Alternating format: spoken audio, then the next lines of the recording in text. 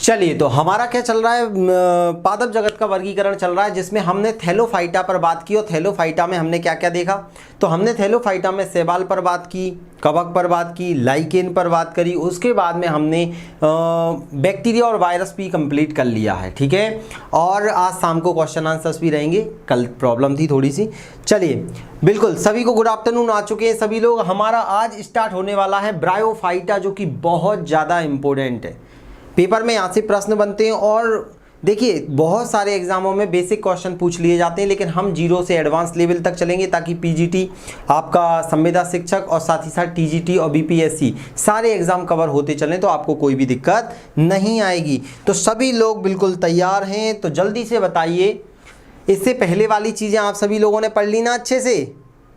बताओ मुझे जल्दी से, जितनी भी चीज़ें अभी तक मैंने पढ़ाई हैं आप सभी लोगों ने वो कवर कर लिया है, ताकि हम आगे बढ़ें।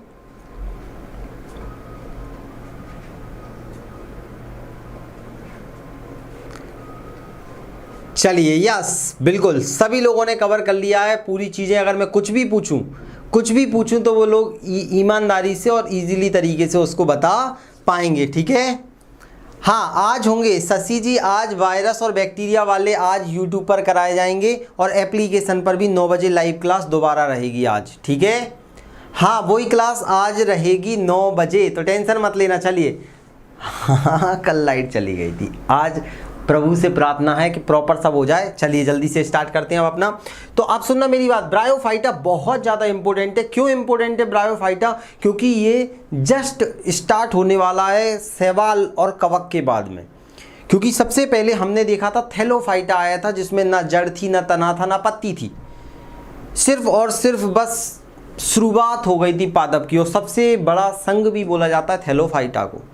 उसके बाद में धीरे धीरे क्या, अब कौन सा आया? ब्रायोफाइटा आया। मतलब अभी शुरुआत ही है ब्रायोफाइटा की। तो पहले हम बोर्ड पर समझते हैं, जैसे हम देखते हैं पेपर में जो जो चीज़ें आती हैं उन सबको हम पहले बोर्ड पर डिस्कस करते हैं। तो सबसे पहले मैं यहाँ पर लिख रहा हूँ ब्रायोफाइटा। ब्रायोफाइटा तो आपसे पूछा जाएगा सबसे पहले, तो भैया ये जो ब्रायोफाइटा है ये किसके बाद आता है? तो आप बोलोगे सर ये थैलोफाइटा के बाद में आता है जस्ट। तो जो ब्रायोफाइटा शब्द है ये किसने दिया है, ये भी पूछ सकता है वो आपसे, कोई बताएगा? ब्रायोफाइटा शब्द किसने दिया है, ये शब्द किसने दिया है? शब्द बताओ जल्दी से। तो आप बोलोगे सर ये तो ब्रॉन नामक वैज्ञानिक ने दिया है। किसने दिया? बहुत सारे याद करवाए मैंने ऐसे आपको, तो आप लोग बिल्कुल उन्हें याद करते चलना। ब्रॉन नामक एक वैज्ञानिक थे जिन्होंने सबसे पहले क्या किया था, इसके बारे में बताया था। तो आपसे पूछा जाएगा ब्रायोफाइटा, बाद से ब्रायो, बाद से ब्रॉन।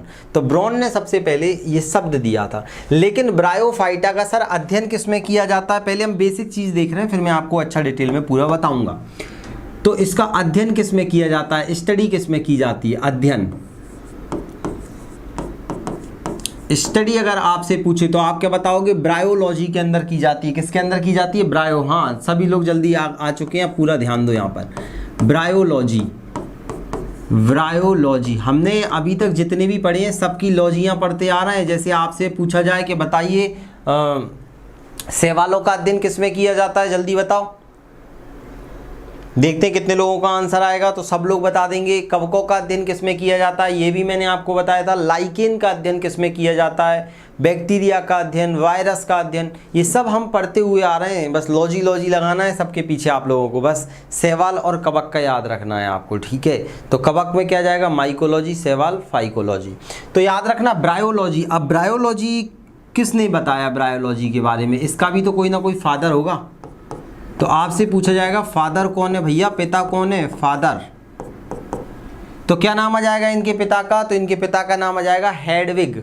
हेडविग करके नाम है। चलो फाइकोलॉजी, माइकोलॉजी, फाइकोलॉजी, चलिए सबके नाम आ रहे हैं, ठीक है। हेडविग, तो याद रखना नाम क्या आ जाएगा? हेडविग। हेडविग। तो सबसे पहले आपसे पूछा जाएगा कि भैया बताइए ब्रायोलॉजी का पिता किसे कहा जाता है? तो हेडविग नामक वैज्ञानिक को ब्रायोलॉजी का पिता कहा जाता है। ये पूरे विश्व में कहा जाता है। अगर आपसे बात की जाए ये पापा कैसे हैं, ये विश्व वाले हैं, वर्ल्ड फादर बोल सकते हैं, विश्व में, पूरे विश्व के पिता हैं। अब भाई भारत में किसने बताया? पेपर में क्वेश्चन आ जाएगा फादर ऑफ इंडियन ब्रायोलॉजी। आपसे पूछ लिया जाएगा कि बताइए father of Indian bryology, father of Indian bryology.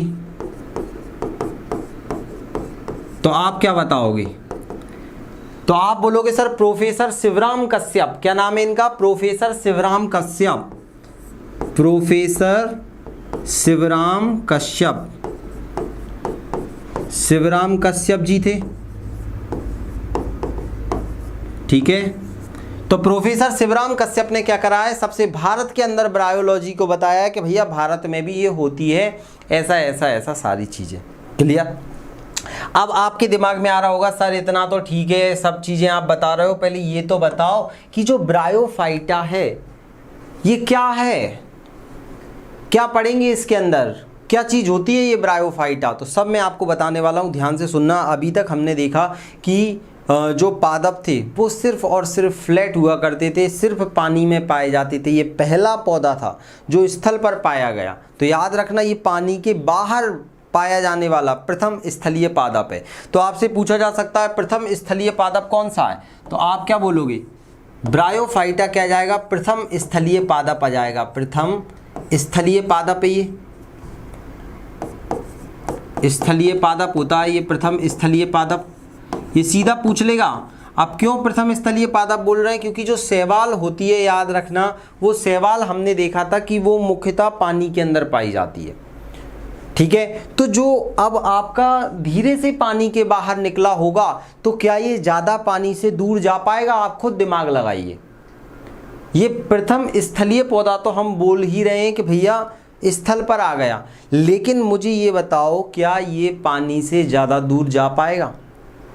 तो आप बोलोगे सर बिल्कुल नहीं जा पाएगा। जा पाएगा क्या? जल्दी से आप लोग पार्टिसिपेट, बढ़िया ऐसे ही बताओ, जा पाएगा क्या पानी से दूर? अगर मान लो मैं ज़िंदगी भर पानी में रह रहा हूँ, अब मैं पानी से बाहर निकलने की कोशिश कर रहा हूँ, तो मैं पानी से ज़्यादा दूर नहीं जाऊँगा, पास के पास में कुछ ना कुछ मेरा पानी से कनेक्शन रहेगा। बिल्कुल सभी लोग बोल रहे हैं नहीं जा पाएगा। तो क्यों नहीं जा पाएगा पानी से दूर? इसीलिए नहीं जा पाएगा कि अब सुनना मेरी बात। अब यहाँ पर ये जो होता है ना, इसका जो शरीर है, पूरी बॉडी है, इसकी काया है, जो कायिक प्रावस्था बोला जाता है, तो इसकी जो कायिक प्रावस्था होती है वो स्थल पर होती है, लेकिन ये जनन के लिए अभी भी किस पर निर्भर होता है? जल पर निर्भर होता है। तो याद रखना इसकी जो कायिक वृद्धि होती है वो स्थल भाग पर होती है, लेकिन जनन के लिए जल पर निर्भर होता है। तो मैंने क्या बोला, आप ध्यान से सुनना। मैंने बोला इसकी कायिक, कायिक मतलब पूरा शरीर, इसकी कायिक प्रावस्था, इसकी कायिक प्रावस्था स्थल पर होती है, स्थल पर होती है, पूरा शरीर इसका स्थल पर बन रहा है। लेकिन लेकिन लेकिन लेकिन लेकिन जनन के लिए जल की आवश्यकता होती है। क्यों होती है मैं बताऊंगा। क्या जाएगा? जनन के लिए जल की आवश्यकता होती है, जल की आवश्यकता होती है, आवश्यकता होती है। अब मुझे बताओ, ये आपका स्थल पर भी दिख रहा है आपको। अब आप बोलोगे सर ये तो देखिए ये स्थल पर भी दिखाई दे रहा है और ये तो जल में भी दिखाई दे रहा है। तो ऐसे जीव या ऐसे पौधे जो स्थल पर भी पाए जाते हैं और जल पर भी पाए जाते हैं वो क्या कहलाते हैं? बताओ जल्दी से। ऐसे जीव या फिर ऐसे पौधे जो जल पर भी पाए जाते हैं और स्थल पर भी पाए जाते हैं उन्हें क्या बोला जाता है? जल्दी से बताओ सब लोग, जितने लोग देख रहे हैं। हाँ, शारीरिक वृद्धि जमीन पर, बिल्कुल बिल्कुल शारीरिक प्रावस्था, या पूरा वही बोल दो शारीरिक वृद्धि। जल्दी से आंसर दो अब मुझे। हाँ, सांगवी जी ने आंसर दे दिया, स्मिता जी ने आंसर दे दिया कि सर उनको हम एम्फीबियन बोलते हैं, उभयचर बोलते हैं। तो याद रखना ये जल और स्थल दोनों पर पाया जाता है, मतलब स्थल पर कायिक विकास होता है, जल में जनन के लिए जाता है। इसीलिए इसे लिख देता हूँ मैं, इसीलिए इसे पादप जगत का उभयचर कहा जाता है, पादप जगत का उभयचर कहा जाता है, एम्फीबियन, उभयचर, उभयचर बोले तो एम्फीबियन, एम्फीबियन कहा जाता है। कहा जाता है। ध्यान से सुनना, और जिसका भी पेपर अभी बस आने ही वाला है, जैसे बीपीएससी हो गया या पीजीटी टीजीटी आपका जो एग्ज़ाम है, तो वो सब लोग भी फोकस करते रहना। संविदा शिक्षक वालों की डेट आएगी तो उनको ये सब रेडी करके रख लेना है। रेलवे, एसएससी, जितने भी आपके तमाम स्टेट एग्ज़ाम है, यहाँ से सीधे प्रश्न पूछे जाते हैं। बस एग्ज़ाम के लेवल के अकॉर्डिंग प्रश्न का लेवल बढ़ता और घटता जाता है। यही संविदा शिक्षक पूछेगा, यही अगर मान लो बिहार पीएससी पूछेगा, यही मान लो रेलवे पूछेगा, तो बस फर्क आ जाएगा क्वेश्चन उठाने में कि कौन सा क्वेश्चन किस लेवल का आपसे पूछा जाएगा। तो आप ध्यान देते चलिएगा। तो इतना आप सभी को क्लियर हो गया कि इसको पादप जगत का उभयचर क्यों कहा जाता है। तो आप इजीली बता दोगे कि सर ये दोनों पर पाया जाता है और ये सबसे पहले स्थल पर आया, इसीलिए इसे स्थलीय पादप भी कहा जाता है। अब आप बोलोगे कि इसके अंतर्गत कौन कौन से पौधे आते हैं, क्या क्या इसके अंतर्गत आता है। तो चलिए ब्रायोफाइटा, और हम बिल्कुल बेसिक से चल रहे हैं ताकि आपका सारे एग्जाम कवर हो जाएं। तो ब्रायोफाइटा हमारा चल रहा है। ब्रायोफाइटा के सर अंतर्गत क्या क्या आएगा। तो अभी तक हमने देखा ये पहले स्थलीय पादप होते हैं और साथ ही साथ क्या आ जाएंगे, ये उभयचर कहलाएंगे। लेकिन अभी भी इनके अंदर क्या है, संवहनीय ऊतकों का अभाव है। अभी भी इनके अंदर बीज नहीं बनते हैं। तो इनमें क्या बोल सकते हैं हम कि भैया बीज, इनमें जड़ तना पत्ती तो विकसित हो गए हैं। मतलब जो थैलोफाइटा थे उनमें ना जड़ थी, ना तना था, ना पत्ती थी। अब इनके कुछ के अंदर क्या आ गए, जड़ आ गया, तना आ गया, पत्ती आ गई। कुछ में अभी विकास हो रहा है, अभी पूर्ण रूप से नहीं आया। तो हम बोल सकते हैं कि जड़, तना और पत्ती के समान संरचनाओं का इनमें क्या हो गया, विकास हो गया। मेरी बात ध्यान से सुनते चलना, बिल्कुल बेसिक चीजें मैं आपको बता रहा हूं। तो आप इसमें बोल दोगे जड़, तना, पत्ती का तो विकास हो गया, लेकिन इनमें मैं लिख देता हूं, इनमें जड़, तना एवं पत्ती का विकास हो गया, लेकिन हो गया, लेकिन संवहनीय ऊतक, देखो इसका अब नोटिफिकेशन जल्दी आ सकता है क्योंकि अब इलेक्शन हो चुके हैं, तो अब उनको देना पड़ेंगे। बस एक बार ये प्रधानमंत्री पद और डिसाइड हो जाए कौन के पास जाने वाला है, कौन बनने वाला है। ये भी बड़ा बहुत बेहतरीन मुद्दा चल रहा है अभी। इनमें जड़, तना एवं पत्ती का विकास हो गया है, लेकिन मैंने क्या बोला, संवहनीय ऊतक। क्या आप लोग संवहनीय ऊतकों के नाम बता पाओगे? कितने होते हैं संवहनीय ऊतक? जल्दी से बताओ। अगर आप मुझसे शुरुआत से पढ़ते आ रहे हैं तो आप बता पाओगे। संवहनीय ऊतक एवं बीज का अभाव होता है, बीज का अभाव होता है। बीज का क्या होता है? अभाव होता है। अभाव होता है, बिल्कुल, बहुत बढ़िया। दो, जाइलम और फ्लोएम। तीसरा कौन सा आएगा? चलिए दो। हाँ, जिन्होंने 3 बताया मुझे आप एक आध आंसर और बता सकते हैं जोड़ के, तो मुझे आपत्ति नहीं रहेगी, आप बताइए। चलिए, बाकी तो सबके सभी लोगों के जाइलम फ्लोएम आ रहा है। आप सुनना, इतना आपको क्लियर हो गया है भैया, ये पॉइंट क्लियर है। अब आगे बढ़ने वाले हैं। अब आपसे बोला जाएगा कि ठीक है, इसके पहले आ रहा है थैलोफाइटा, इसके बाद में क्या आएगा? मतलब आप भी क्लास में बैठे हुए हैं, थोड़ा अपनी बुद्धि भी लगाते चलिए। मैंने शुरुआत में पहला लेक्चर याद करो, पूरा चार्ट बनवाया था। तो अगर आपसे पूछा जाए कि इसकी शुरुआत में तो आपको थैलोफाइटा आ रहा है, शैवाल आ रहा है, इसके बाद में क्या आएगा? बता पाओगे? बताओ। चलो, आपका आ रहा है, तब तक मैं यहाँ पर लिखता हूँ, ठीक है। तो अगर आप बात करें विकास की दृष्टि से, अगर हम देखें विकास की दृष्टि से अगर हम बात करते हैं, तो विकास की दृष्टि से थैलोफाइटा, बहुत बढ़िया, नीलम जी का आंसर आ चुका है, बहुत बढ़िया। तो विकास की दृष्टि से यह थैलोफाइटा याद रखना, या फिर मैं थैलोफाइटा के अंतर्गत डायरेक्ट बोल सकता हूं शैवाल, क्योंकि वही जड़, तना, पत्ती नहीं पाई जाती थी, प्रकाश संश्लेषण करता था। तो हम थैलोफाइटा भी बोल सकते हैं,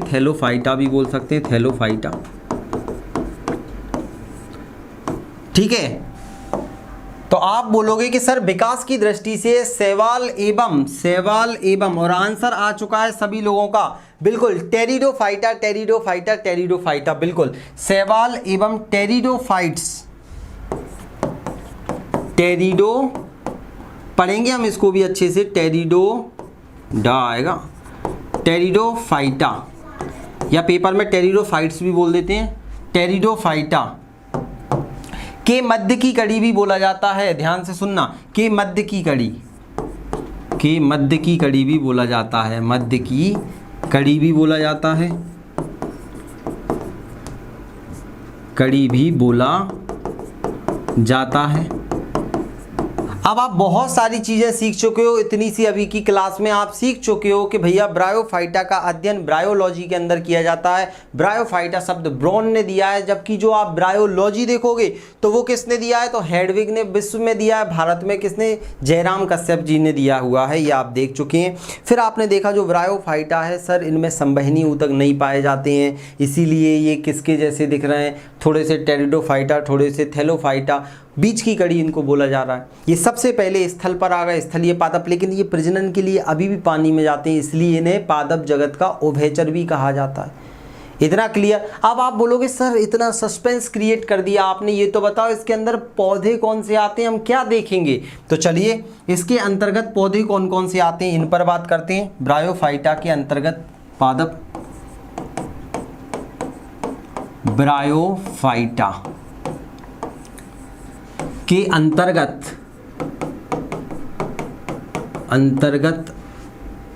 पौधे कौन कौन से आएंगे, आने वाले पौधे, ब्रायोफाइटा के अंतर्गत पौधे कौन कौन से आएंगे। तो इसके अंतर्गत 3 क्लास, मॉस बिल्कुल आएगी, बिल्कुल आएगी, बहुत बढ़िया। और आप लोग बताओ, चलो आप लोग भी कोशिश किया करो, बिल्कुल बताइए। तो 3 क्लास में बांट दिया गया है, इसे याद रखना। सीधे सीधे मैं नाम लिख देता हूं। सबसे पहले लिवरवर्ट, क्या आ जाएगा, लिवरवर्ट, लिवरवर्ट भी बोल देते हैं या लिवरवर्ट भी बोल देते हैं। एक आ जाएगा आपका हॉर्नबिट, क्या आ जाएगा, हॉर्नबिट। ये नाम पूछ लेता है आपके छोटे मोटे एग्जाम में, या बिहार पीजीटी तक में ये सीधे पूछ लेता है। संविदा शिक्षक उठा के देखो, आप रेलवे, एसएससी, सीजीएल तक में देखो तो सीधे पूछ लेता है हॉर्नबिट किसके अंतर्गत आता है, थैलोफाइटा, ब्रायोफाइटा, टेरिडोफाइटा, जिम्नोस्पर्म। तो आपको सीधा सीधा आंसर लगाना है अगर आपको पता है। तो लिवरवर्ट आएगा, हॉर्नवर्ट आएगा, और इसमें मॉस आ जाएगा, काई आ जाएगा, मॉसिस काई। याद रखना, मॉसिस में क्या आ जाएगा, काई आ जाएगा आपका। अब आप बोलोगे सर यार ये लिवरवर्ट क्यों नाम रखा है। वैसे तो मैं इन तीनों के बारे में पढ़ाऊंगा, अगर आज इस टाइम में मिला तो आज, नहीं तो एक क्लास पूरी इनके बारे में हम लेंगे। तो इसका नाम लिवरवर्ट क्यों रखा, क्योंकि इसकी संरचना आप देखोगे तो आपको कैसी दिखाई देगी, हल्की सी आपको कैसी, लिवर के जैसी दिखाई देगी। इनकी संरचना कैसी दिखाई देगी आपको, हल्की लिवर के जैसी दिखाई देगी। इस प्रकार इनकी संरचना आपको दिखाई देती है, लिवर के जैसी दिखाई देती है। ठीक है, हम आगे देखेंगे पूरा का पूरा।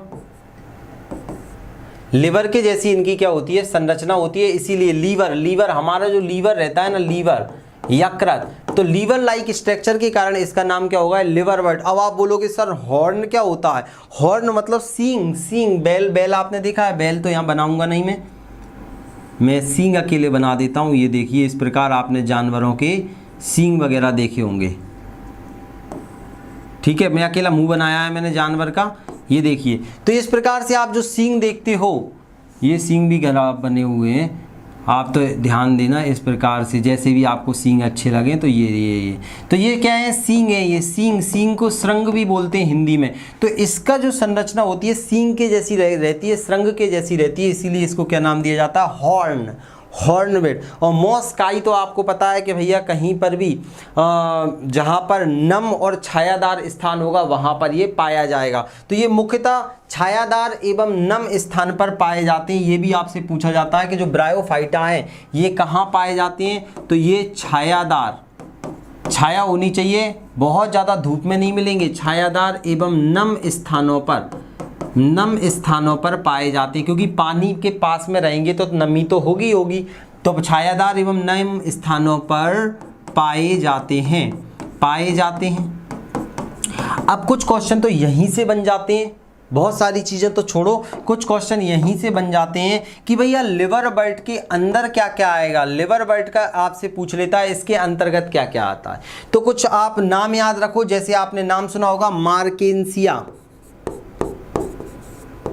ये पूछेगा आपसे कि भैया मार्केंसिया नामक पौधा किसमें आता है। मार्केंसिया तो आप बोलोगे ब्रायोफाइटा के अंदर आ जाएगा। और इसके अंतर्गत कौन सा आ जाएगा, रिक्सिया। रिक्सिया, रिंकिया नहीं,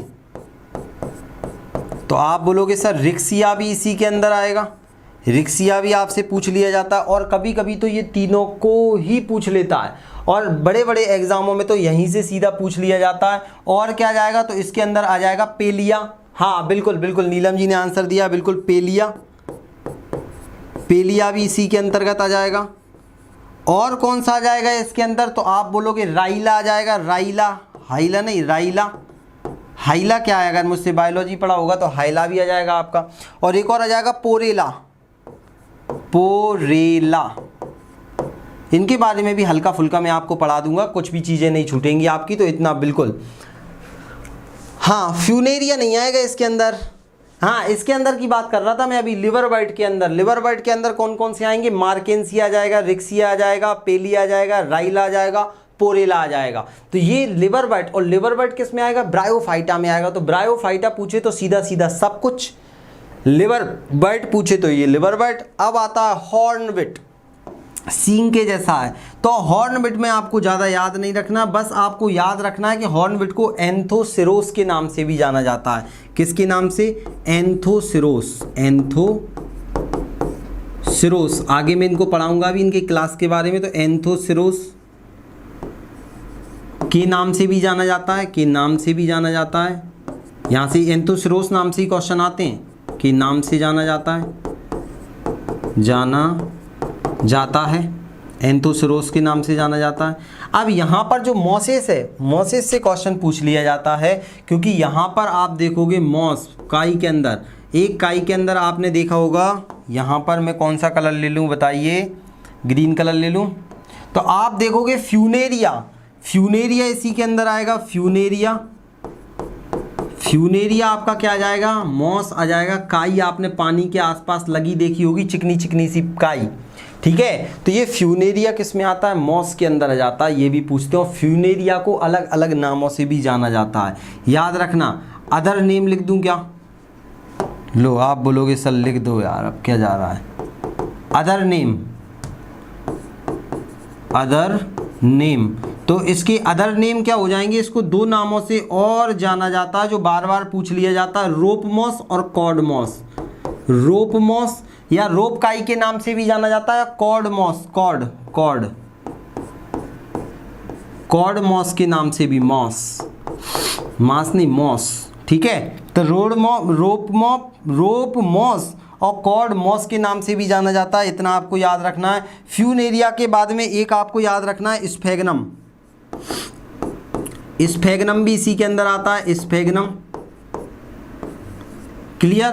तो स्फेगनम के भी कुछ अदर नेम होते हैं, स्फेगनम को भी अन्य नामों से जाना जाता है। जैसे आप बोल दोगे सर इसे पीट मॉस, इसको दो अन्य नाम कौन से जाएंगे, पीट मॉस,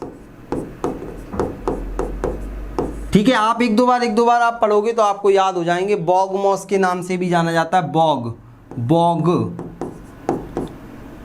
बॉग मॉस,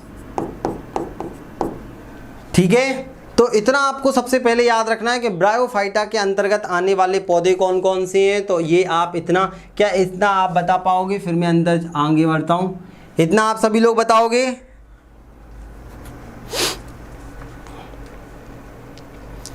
इतना क्लियर हो गया। अगर आपसे स्फेगनम पूछे किस में आएगा, फ्यूनेरिया पूछे किस में आएगा, बताइए।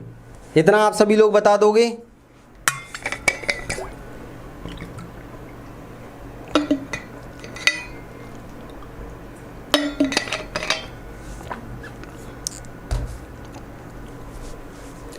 चलिए अब हम आगे बढ़ने वाले हैं, इतना सभी को बिल्कुल क्लियर हो गया। अब मुझे बताओ, ये जो ब्रायोफाइटा है सबसे पहले ये स्थल पर आए, तो क्या हम इन्हें सक्सेसफुली स्थलीय प्लांट या फिर आपसे लैंड प्लांट के नाम से बोल सकते हैं क्या? पेपर में क्वेश्चन आया था, क्या हम सक्सेसफुली मतलब बिल्कुल सफलतापूर्वक स्थलीय पादप बोल सकते हैं क्या इन्हें? सक्सेसफुली लैंड प्लांट बोल सकते हैं क्या? बताओ जल्दी से, देखते हैं कमेंट आप लोगों के बिल्कुल मुझे दिखाई दे रहे हैं। यस, चलिए बताओ मुझे, ब्रायोफाइट को सक्सेसफुली लैंड प्लांट बोल सकते हैं क्या? ब्रायोफाइटा चल रहा है हमारा, ब्रायोफाइटा। चलिए ओके ओके, सबके आंसर आ रहे हैं नहीं नहीं नहीं नहीं, बिल्कुल बिल्कुल बिल्कुल, क्यों नहीं क्यों नहीं क्यों नहीं? तो आप बोलोगे सर ब्रायोफाइटा को सक्सेसफुली सफलतापूर्वक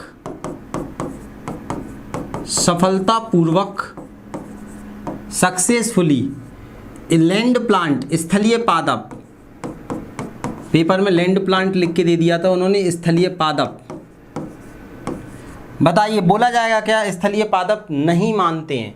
तो याद रखना, ब्रायोफाइटा को सफलतापूर्वक स्थलीय पादप नहीं माना जाता है, नहीं माना जाता है। क्यों नहीं माना जाता है? नहीं माना जाता है। इसके पीछे दो रीजन है। इसके पीछे कितने रीजन है? दो रीजन है। सबसे पहला रीजन क्या है? क्योंकि इनमें क्या होता है, संवहनीय ऊतक नहीं पाए जाते। भाई तो पानी कैसे ऊपर चढ़ेगा? अगर इन्हें सक्सेसफुली लैंड प्लांट मान लेंगे तो लैंड प्लांट में तो संवहनीय ऊतक होते हैं, तब तो पानी चढ़ पाएगा। तो इनमें पानी कैसे चढ़ेगा? हाँ चलिए बिल्कुल, नमस्ते, जल्दी जल्दी, अब बहुत जल्दी जुड़ गए आप। चलिए तो याद रखना यहाँ पर, तो आप बोलोगे कि सर इसमें संवहनीय ऊतक नहीं पाए जाते, संवहनीय ऊतक नहीं पाए जाते, नहीं पाए जाते। तो भैया इसमें संवहनीय ऊतक नहीं पाए जाते हैं तो आखिर इसमें पानी कैसे चढ़ेगा ऊपर? आपका ये क्वेश्चन होगा, क्योंकि स्थल पर तो ये भी पाए जाते हैं। तो हमने पेरेनकाइमा पढ़ा था, मृदु ऊतक, जो जीवित ऊतक रहते हैं उनके द्वारा, इनकी ज़्यादा ऊंचाई तो रहती नहीं है, थोड़े बहुत इतने इतने से ऊंचे रहते हैं, छोटे छोटे से, अभी मैं फ़ोटो दिखा दूंगा, तो थोड़े ऊंचे रहते हैं ये। तो इनमें क्या होता है, पानी मृदु ऊतक के द्वारा ऊपर चढ़ जाता है। तो ये भी क्वेश्चन आता है कि इनमें जल का संवहन, इनमें जल का संवहन किसके द्वारा होता है? तो इनमें जल का संवहन, जल का संवहन मृदु ऊतक के द्वारा होता है, मृदु ऊतक के द्वारा होता है, ऊतक के द्वारा होता है। क्लियर हो गया? तो इनमें क्या हो रहा है, संवहन मृदु ऊतक के द्वारा हो रहा है। और क्या होगा, तो इनको क्या हो रहा है, इनमें ध्यान से सुनना, निषेचन के लिए जल भी अनिवार्य होता है। क्या होता है? दूसरा, निषेचन के लिए जल अनिवार्य होता है। जबकि भैया स्थल वालों को ऐसा कुछ जरूरी नहीं है, इन्हें पानी में जाना पड़ता है। इनके जो बीज बन रहे हैं उन्हें पानी के द्वारा छोड़ा जाता है। अभी हम पढ़ेंगे, निषेचन के लिए जल आवश्यक होता है, जल आवश्यक होता है। ये दो रीजन है जिसकी वजह से क्या होता है, इन्हें सफलतापूर्वक स्थलीय पादप नहीं माना जाता है। ये पूछ लिया जाता है तो आप सभी लोग इतना इजीली बता दोगे कि सर सफलतापूर्वक स्थलीय पादप क्यों नहीं माना जा रहा है इन्हें। अब हम आगे बढ़ते हैं। अब इनकी शारीरिक संरचना कैसी होती है? इनका आवास तो आपको पता ही चल गया, छायादार एवं नम स्थानों पर ये पाए जाते हैं। अब आपसे पूछा जाएगा कि ये बताइए कि इनका शारीरिक संरचना कैसी होती है। बताओ जल्दी से, क्या आप लोग बता पाओगे? अभी शुरुआत है इनकी, तो कैसी इनकी संरचना रहेगी, शारीरिक संरचना? चलते हैं आगे। ब्रायोफाइटा की शारीरिक संरचना, ब्रायोफाइटा की शारीरिक संरचना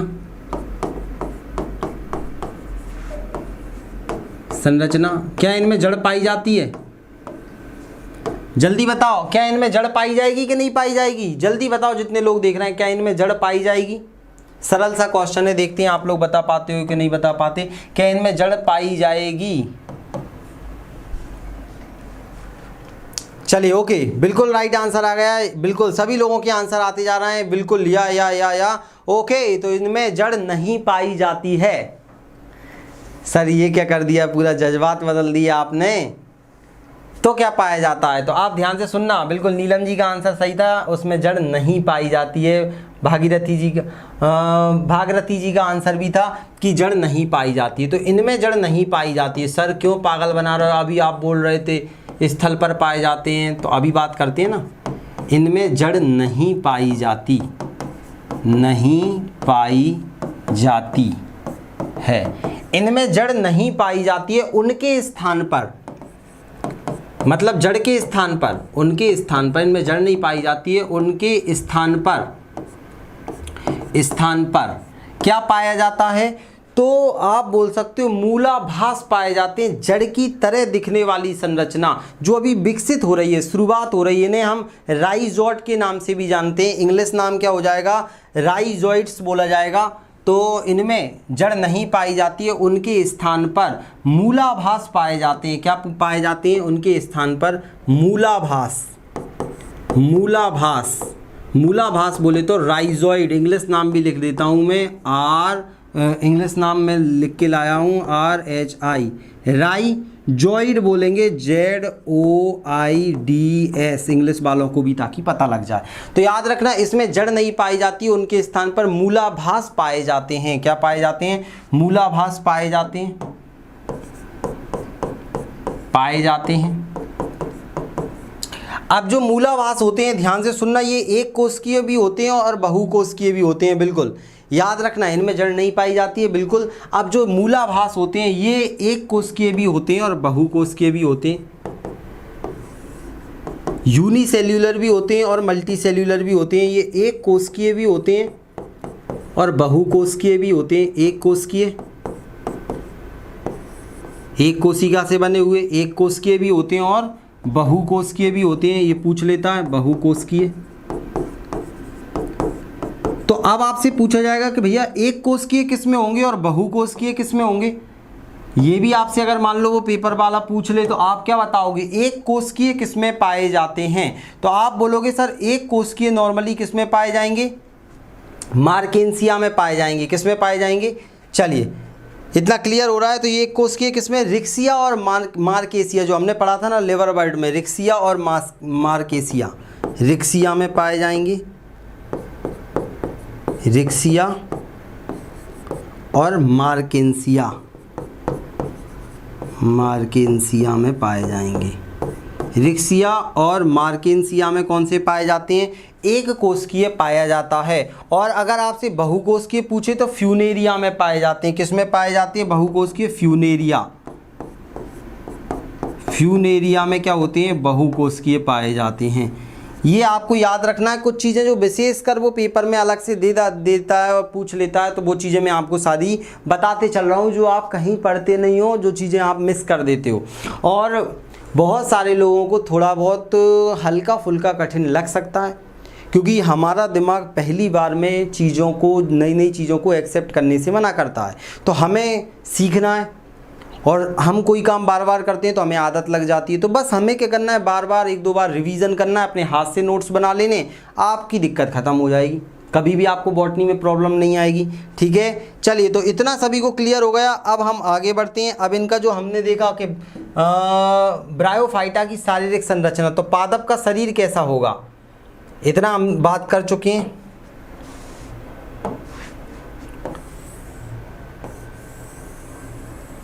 ये पूरा का पूरा हम देख चुके हैं।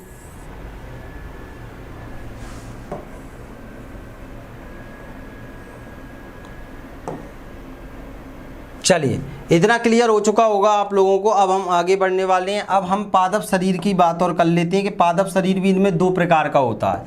जो आपका शारीरिक संरचना है, मतलब हम बात कर रहे हैं पादप शरीर की। पादप शरीर, इनका जो पौधा रहता है उनका शरीर दो प्रकार का होता है। एक होता है आपका थैलस और एक होता है फोलियोज। कैसा होता है? फोलियोज मतलब हमने फोलियोज पढ़ रखा है पहले।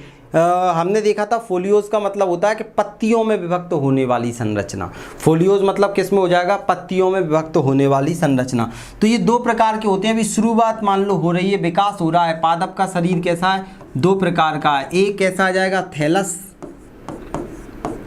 थैलस, और एक कैसा आ जाएगा? तो आप बोलोगे सर फोलियोज आ जाएगा। कैसा आ जाएगा? फोलियोज। फोलियोज। तो थैलस में क्या आ जाएगा, तो थैलस में आ जाएगा, याद रखना इनमें जड़ तना पत्ती नहीं होती हैं। तो याद रख सकते हो आप, वैसे भी आपको पता है थैलस, बस उनकी समान संरचना पाई जाती है। तो जड़ तना एवं पत्ती का अभाव होता है, पत्ती का अभाव होता है, अभाव होता है। अब ऐसा नहीं है कि देखो पूर्ण रूप से अभाव हो, उनके स्थान पर क्या होता है, छोटी मोटी उन्हीं के जैसी संरचनाएं इनमें पाई जाती है। हमसे तो अगर पेपर में पूछे तो हम बिल्कुल इजीली बता पाएंगे कि भैया जड़ तना पत्ती का अभाव होता है, उसके स्थान पर उनमें क्या होते हैं, जड़ की जगह मूलाभास पाए जाते हैं। जैसे इसका भी एग्जाम्पल अगर आपसे पूछे तो आप एग्जाम्पल में वही लगा देना, दोनों चीज़ें कौन कौन सा, रिक्सिया और मार्केंसिया, उनके समान संरचना पाई जा रही है। तो याद रखना रिक्सिया, जब मैं क्वेश्चन आंसर कराऊंगा तब आपको पता चलेगा, मार्केंसिया। तो पेपर में क्वेश्चन आएगा कि इनमें जड़ तना पत्ती नहीं पाई जाती, लेकिन जड़ तना पत्ती के समान संरचना पाई जाती है, सम संरचना हो जाएगी, उन्हीं के जैसा रहेगा। ठीक है, अच्छा सब्जेक्ट आपका बॉटनी नहीं था इसलिए बहुत कम याद रहता है, कोई दिक्कत नहीं है। देखिए बहुत सारे लोगों का सब्जेक्ट नहीं होता है, बायोलॉजी में इन चीज़ों को डाल दिया जाता है, लेकिन हम बार बार एक दो बार पढ़ते हैं तो आपको सारी चीज़ें आ जाती हैं। तो बस हमें एक दो बार पढ़ना है। तो इनमें थैलस होता है, फेलियोज में बस आपको क्या याद रखना है, फेलियोज का मतलब क्या हो जाएगा, इसमें क्या पाया जाएगा, तो इसमें रखना कुछ पादपों में शरीर जिनमें फेलियोज मतलब पत्ती लाइक स्ट्रक्चर पाया जाता है, लीफी एक्सेस पाया जाता है, मतलब आप बोल सकते हैं परिणाम वृत्त पाया जाता है। ऐसा ही शब्द उन्होंने लिख के दिया था पेपर के अंदर, याद रखना लीफी एक्सेस शब्द लिखा था पर्णिल अक्ष, इनमें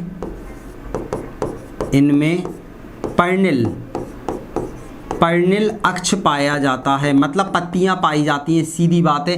पर्णिल अक्ष को क्या बोलेंगे, लीफी एक्सिस। ठीक है, इनमें पर्णिल अक्ष पाया जाता है, मतलब इनमें क्या होता है, पत्तियों की समान संरचना पाई जाती है। जैसे स्फेग्नम आ जाएगा, इसमें मॉस फ्यूनेरिया वाला आ जाएगा। तो आप एग्जाम्पल इसमें लगा सकते हो, स्फेग्नम,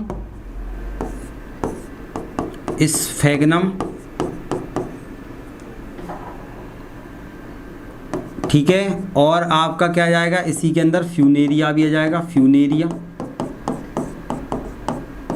ठीक है, बस आपको एक दो बार आपको पढ़ना है तो बाकी दिक्कत नहीं आएगी। ये चीज़ बस आपको याद रखनी है, थोड़ी सी कंट्रोवर्सी पैदा कर सकती है। जड़ तना पत्ती नहीं पाई जाती है, मतलब थैलस शरीर होता है एक जैसा, बिल्कुल एक जैसा बिखरा हुआ शरीर दिखाई देगा, जब मैं आपको दिखाऊंगा तब बताऊंगा। लेकिन कुछ में क्या होता है, पत्तियों की समान संरचना पाई जाती है। अब सर ये प्रजनन कैसे करते हैं, इनके हम जनन अंग की हम बात करने वाले हैं। अब इतना सभी को क्लियर हो गया क्या, पहले ये बताओ, अगर यहाँ से कुछ भी चीज़ आपसे पूछ ली जाए तो आप बता पाओगे कि नहीं बता पाओगे। अब हम जनन के आधार पर मेन प्लांट बॉडी की बात करने वाले हैं, मेन प्लांट बॉडी।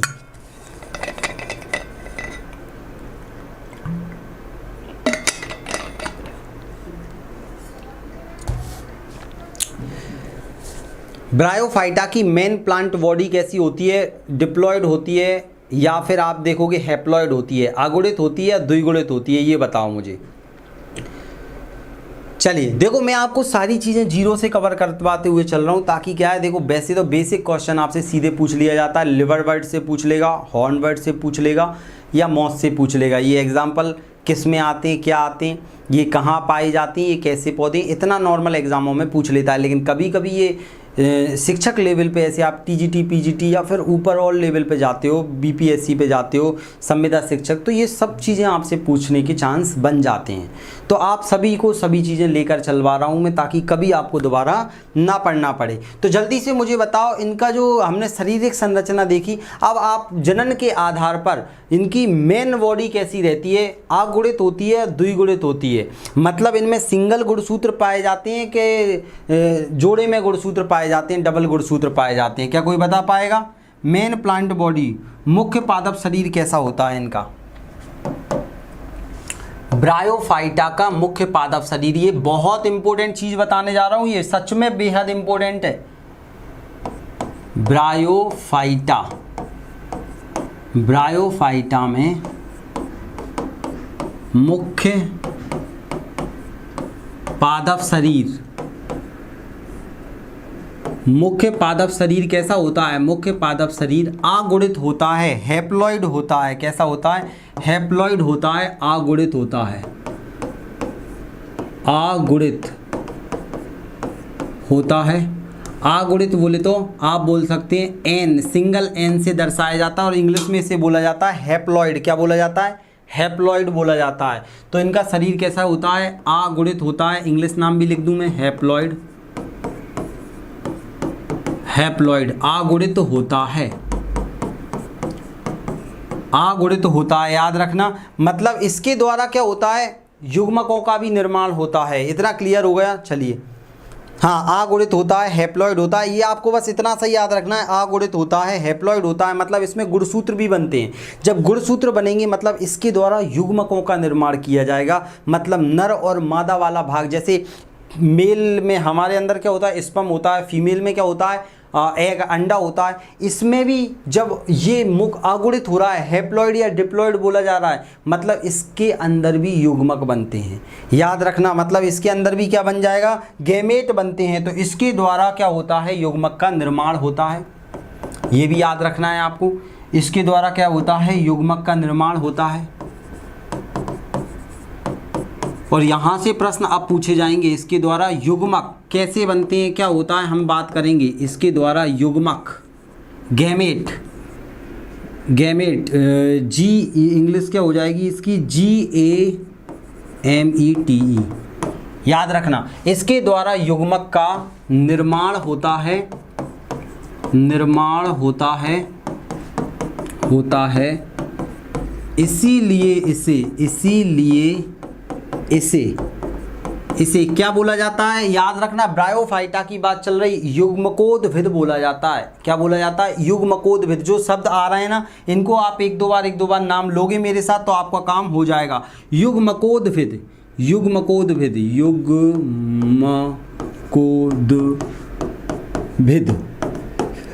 क्या बोला जाता है? युग्मकोद्भिद के नाम से इसे जाना जाता है। इंग्लिश में बोलेंगे गैमेटोफाइट। क्या बोलेंगे? गैमेटोफाइट। गैमेटो, सुनो, GAME, गैमेटोफाइट। याद रखना, इंग्लिश नाम भी याद रखना। कभी कभी इंग्लिश को हिंदी में करके दे देता है वो, तो पूछा जाएगा ब्रायोफाइट क्या होते हैं? युग्मकोद्भिद होते हैं।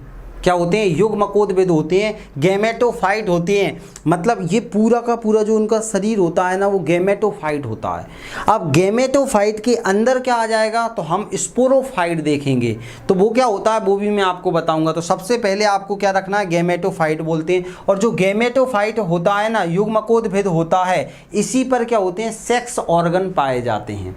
ये भी क्वेश्चन बनता है। तो इसके द्वारा युग्मकों का निर्माण हो रहा है, नर और मादा युग्मक होते हैं, इसीलिए इसे युग्मकोद्भिद कहा जाता है। युग्मकोद्भिद कहा जाता है, युग्मकोद्भिद कहा जाता है, ठीक है। और गैमेट पर सेक्स ऑर्गन पाए जाते हैं। क्या होता है? जो गैमेट, अभी मैं आपको बना के बताऊंगा, पूरी चीज़ें दिखाऊंगा, ठीक है, तो आपको दिक्कत नहीं आएगी।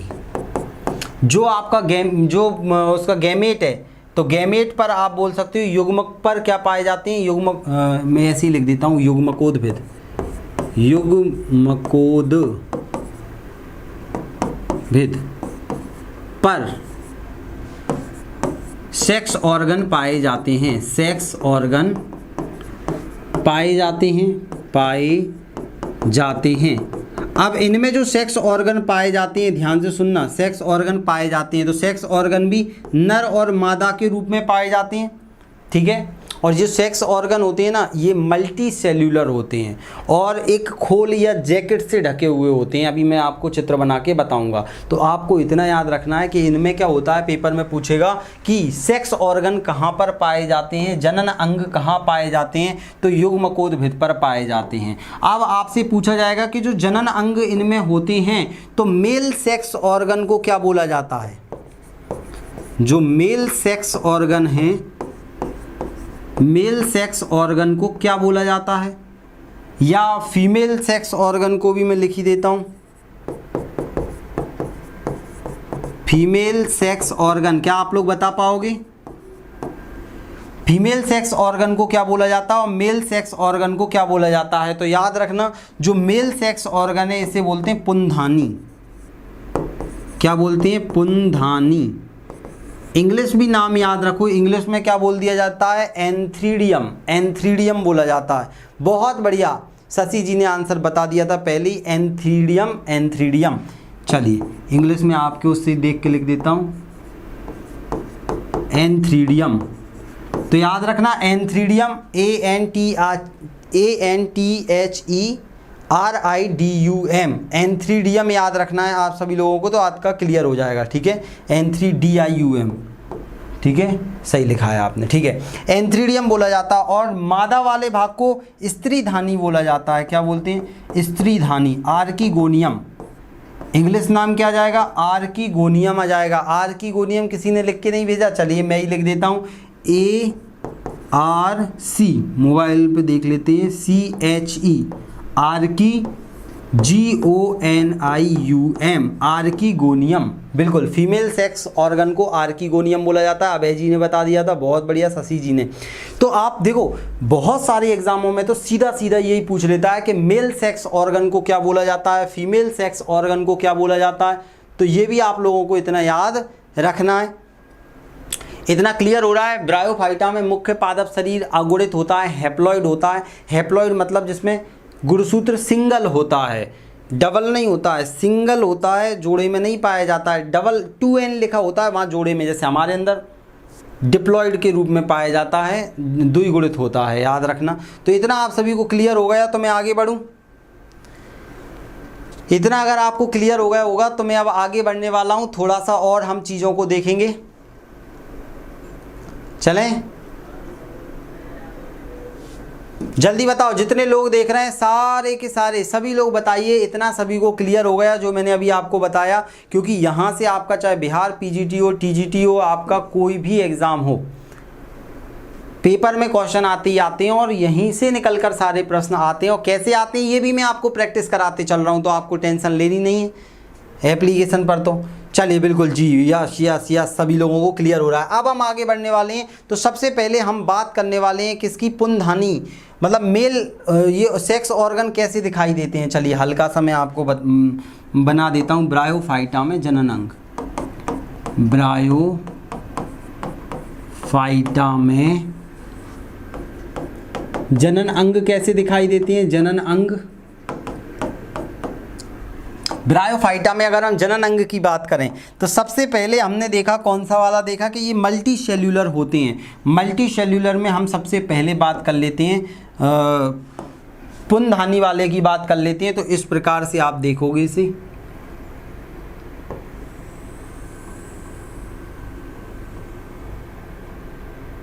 दिख गया?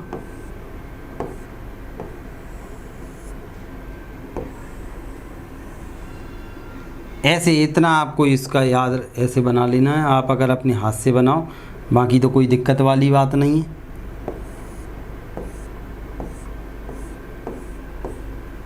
ठीक है, और इसमें बीच में भी ऐसे ऐसे इसमें सेल मल्टी सेल्यूलर रहता है ना, तो अलग अलग इसमें क्या होती हैं, सेल भी पाए जाते हैं मल्टी सेल्यूलर। और इस पे मैंने बताया था एक जैकेट पाया जाता है, जैकेट लाइक स्ट्रक्चर। इस प्रकार से इस पे जैकेट लाइक स्ट्रक्चर पाया जाता है, ये आपसे पूछ लिया जाता है। ठीक है, जैकेट लाइक स्ट्रक्चर पूरे में ही पाया जाएगा, इस साइड वाले भाग में भी। और बीच में क्या होता है, ये खंड में अलग अलग भाग में ये क्या होता है, बटा होता है। इस प्रकार से इसकी ऐसी संरचना होती है। तो ये कौन सा आ जाएगा? पुंधानी आ जाएगा। इसका नाम क्या आ जाएगा? पुंधानी। पुंधानी। अब ये कैसा दिख रहा है मुझे ये बताओ? पुंधानी ये मेल वाला है, दिख रहा है सभी को? एक मिनट, हाँ चलिए प्रॉपर चल रहा है, कोई दिक्कत वाली बात नहीं है। ठीक है, एंथ्रीडियम इंग्लिश में क्या बोलेंगे? अभी हमने देखा था एंथ्रीडियम,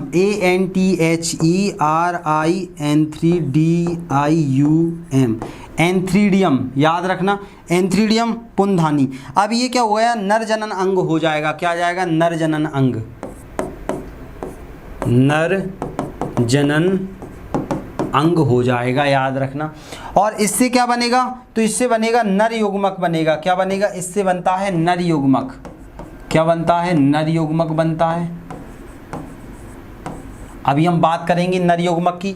नर युग्मक छोटा सा होता है, इस प्रकार की संरचना में होता है, हल्का सा देखा जाए तो इस प्रकार से हल्की छोटी सी रचना होती है इस प्रकार से, ठीक है। तो इसमें क्या बनता है, नर युग्मक। और ये जो ऊपर वाला भाग देख रहे हो इसको बोला जाता है जैकेट। क्या बोला जाता है, जैकेट बोला जाता है। इतना याद रखना। अब इसका कैसा शरीर आपको दिख रहा है, तो आप बोलोगे ओवल या राउंड। ओवल या राउंड, गोल गोल दिख रहा है ना। क्या चल रहा है, ये क्या हो रहा है,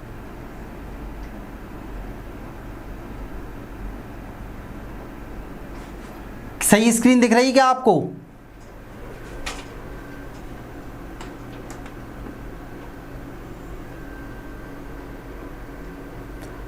ओवल या राउंड, सही स्क्रीन दिख रही? मेरे में ही फिर ऐसा ऐसा हो रहा है कुछ। चलिए कोई दिक्कत वाली बात नहीं है, मेरे यहाँ ऐसी लाइट सी चल रही है। चलिए छोड़ो, आप लोगों को क्लियर दिखना चाहिए, आप बता देना अगर कोई भी दिक्कत आए तो, ठीक है। तो इसका ओवल या राउंड आकार होता है, ओवल या राउंड आकार होता है। ओवल या राउंड आकार का होता है। यस, क्लियर दिख रही है, वो उसी में कुछ प्रॉब्लम आ रही होगी स्क्रीन में। हाँ चलिए होने दो, उसमें कुछ हो रहा है, छोड़ो, आप यहाँ ध्यान दो, कोई दिक्कत वाली बात नहीं है। अब हम यहाँ ध्यान देते हैं। अब हम चलो, ये तो हमारा पुंदानी पुरुष वाला भाग है। अब हम मादा वाला भाग और देख लेते हैं। मादा वाला भाग, ये देखो मादा वाला भाग और बना देता हूँ मैं यहाँ पर।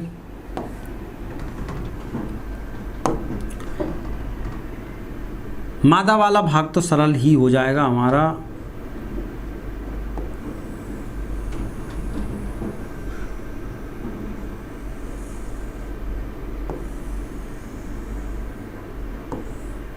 ठीक है, सब जगह ऐसे ही रहता है, थोड़ा सा इधर हल्का सा। चलिए इस प्रकार से ये मादा वाला भाग होता है।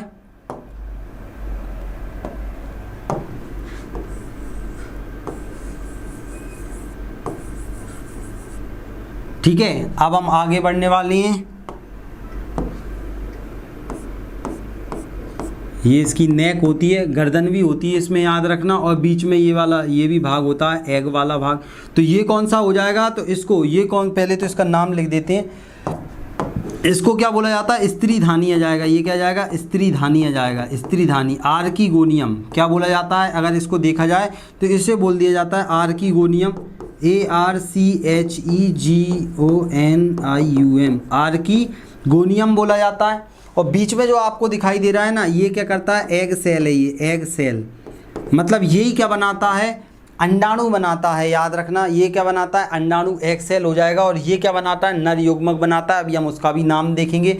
चलो, नर युग्मक को क्या बोला जाता है, तो उसको बोला जाता है पुमंग बोला जाता है। एंथेजॉइड बोल देते हैं, एंथेजॉइड। ANTHEZOIDE,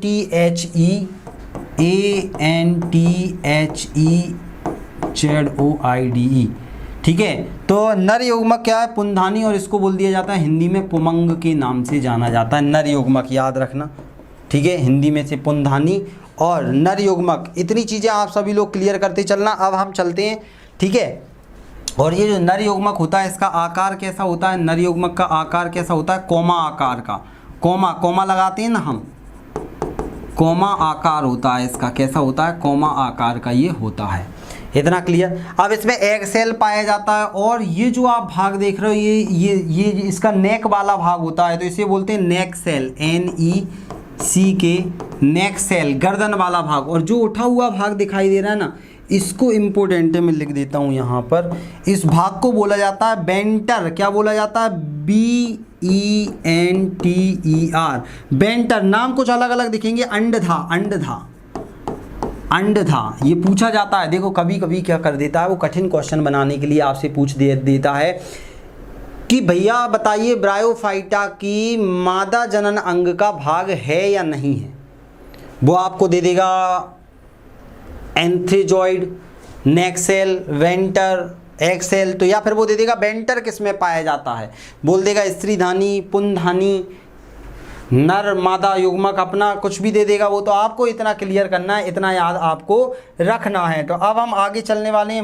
मादा जनन अंग जो आपको दिख रहा है ये फ्लास्क के जैसा दिख रहा है आपको, थर्मस के आकार का फ्लास्क, ठीक है। तो ये आपको याद रखना है, ये भी पूछ लेता है, फ्लास्क के आकार का, फ्लास्क के आकार का दिखाई दे रहा है। और ऊपर जो आपको दिखाई दे रहा है इसको क्या बोलते हैं, कवर सेल। ये कवर सेल, कवर सेल होता है। अब ये इमेच्योर वाला भाग है, कैसा है, इमेच्योर है, अभी मैच्योर नहीं हुआ, 18 साल का नहीं हुआ, ऐसे मान लो आप। जैसे ही मैच्योर होता है तो ये वाला भाग टूट जाता है और ये वाला भाग खुल जाता है, और यहाँ से ये कॉमा वाला भाग बहते हुए आता है पानी से, और बहकर कहाँ चला जाएगा, बहते हुए कहाँ जाएगा, पानी के द्वारा। लिख देता हूँ मैं ऐसे, ये देखो, ये बहते हुए जैसे बारात आती है ऐसे ये बहते हुए क्या आएगा, यहाँ पर आ जाएगा इसके अंदर। तो ये कैसे आएगा, पानी के द्वारा बहते हुए, पानी के द्वारा बहते हुए, बहते हुए कहाँ पहुँचेगा, वहाँ पर पहुँचेगा। तो ये पानी के द्वारा बहते हुए जाता है, इसीलिए इसको क्या बोला जाता है, नर युग्मक पानी में तैरकर मादा युग्मक तक पहुँच पाता है, इसीलिए इस निषेचन को बोला जाता है जूडियोगेमी। जूडियोगेमी, जूडियो का नाम सुना होगा आपने, जूडियोगेमी याद रखना, इंग्लिश नाम है तो मैं एक बार अच्छे से देख लेता हूँ। जूडियोगेमी, जूडियोगेमी निषेचन के नाम से इसे जाना जाता है, निषेचन। तो पेपर में क्वेश्चन आता है कि भैया ब्रायोफाइटा में निषेचन कैसा होता है, तो आप बोलोगे जूडियोगेमी निषेचन होता है। इसमें कैसा होता है, जूडियोगेमी मतलब पानी के द्वारा हो रहा है, पानी के द्वारा जो निषेचन हो रहा है, पानी में बहकर स्पोर जा रहा है। कैसे जाएंगे मैं आपको बताऊंगा, तो याद रखना जूडियो। और इसमें जो नर वाला भाग होता है ये छोटा होता है, मादा वाला भाग कैसा होता है, बड़ा होता है। तो मादा युग्मक जो एग होता है उसका आकार बड़ा होता है और वो स्थिर होता है, वो कहीं जाता नहीं है, खुद उसके पास में चलकर कौन आ रहा है, ये नर युग्मक। ये मोटाइल होता है, मतलब ये चलायमान होता है। कैसा होता है, नर युग्मक चलायमान होता है, चलायमान, चलायमान होता है। इसीलिए इसको क्या बोला जाता है, याद रखना, इसको बोला जाता है ऊगेमी। सेक्सुअल जो रिप्रोडक्शन इसमें होता है उसको ऊगेमी बोला जाता है, ऊगेमी। अंड युग्मजी, ये भी याद रख लो, इनमें ऊगेमी, ऊगेमी की स्पेलिंग क्या हो जाएगी, याद रखना एक बार, OOGA, ऊगेमस, MUS। और हिंदी नाम क्या हो जाएगा इसका, आपको याद रखना है, अंड युग्मजी, अंड युग्मजी, युग्मजी, अंड युग्मजी। तो याद रखना, बिल्कुल सरल सा है, अंड युग्मजी। बस एक मिनट रुकना।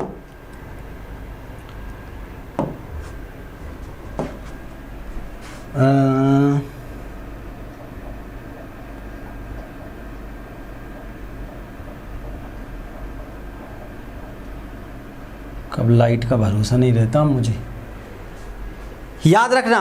तो इतना सभी को क्लियर हो गया, अंड युग्मजी, ऊगेमी। ऊगेमी का मतलब क्या होता है, तो याद रखना, ऊगेमी का मतलब होता है कि यहाँ जहाँ पर नर भाग कैसा होता है, अधिकतर जगह ऊगेमी होता है। ऊगेमी हमारे अंदर भी कौन सा होता है, ऊगेमी, ऊगेमस, अंड युग्मजी निषेचन होता है। तो इस निषेचन वैसे में अभी पढ़ाया नहीं है मैंने, अंड युग्मजी क्या होता है, निषेचन होता है, निषेचन। अब जो निषेचन अंड युग्मजी हो रहा है सब जगह ऐसा ही होता है, इसमें शुक्राणु छोटा रहता है, मतलब जो मेल वाला भाग छोटा होता है, मोटाइल होता है, वो खुद चल के मादा वाले भाग पर पहुंचता है, मादा वाला भाग बड़ा होता है। तो ऐसे निषेचन को क्या बोला जाता है, तो आप बोलोगे ऐसे निषेचन को बोला जाता है अंड युग्मजी।